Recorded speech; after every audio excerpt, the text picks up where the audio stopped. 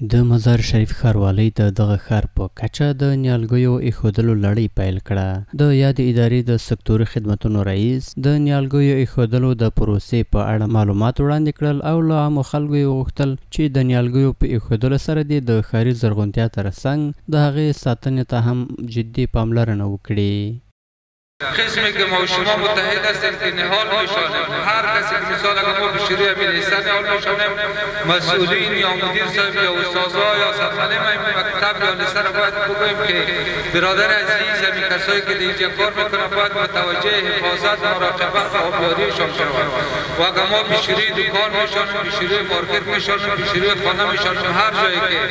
ما نهال میشانیم، نه تنها که اگر وقتی که ما نهال میشانیم مراقبت نداشته باشیم، محافظت نداشته باشیم، به او رسیدگی نکنیم، نه تنها که وقت ما ضایع شده مصرف ما شده، بلکه وقتی که یک چیز را میشونیم به او رسیدگی نکنیم، ظلم است اند حق خود ما و اند حق نهاد. د ښاروالۍ د درېیمې ناحیې د مشورتي شورا رئیس د ګذر د وکیلانو له خوا د نیالګیو ایښودل یو ښه اقدام وباله او له ټولو وکیلانو او د درېیمې ناحیې د پاکوالي او سمسورتیا له مسؤل څخه یې وغوښتل چې د نویو کرل شویو نیالګیو د ودې لپاره د جدي هڅې وکړي. من به نمایندگی از 6 وکیل گذر ناحیه سوم برای هیئت رهبری ښاروالي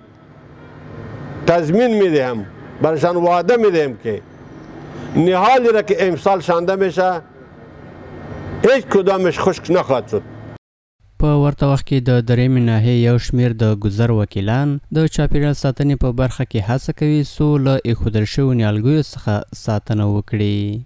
همگی ما و شما کوشش باید بکنیم که منطقه خود جای خود سرسبز بکنیم، از خاطر که بسیار فایده در شهرمان داره و در زیبایی در اعضار نگاه فایده خاص خود داره.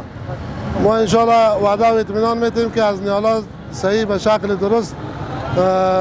نگهداری میکنیم و انشالله بخیر نیالا را به ثمر میرسانیم. مردم فقط احترامانه خواهش میکنیم که در مورد حفظ و مراقبت این نیالا باید با ما همکاری کنند تا در قسمت آبیاری ازی. د یادونې وړ ده چې هر کال د سلواغې میاشتې تر پایه په مزار شریف کې د نیالګیو ایښودلو لړۍ پیلیږي چې د ښار په بېلابېلو برخو کې دغه نیالګي د مسؤلینو او نورو خلکو لخوا کرل کیږي.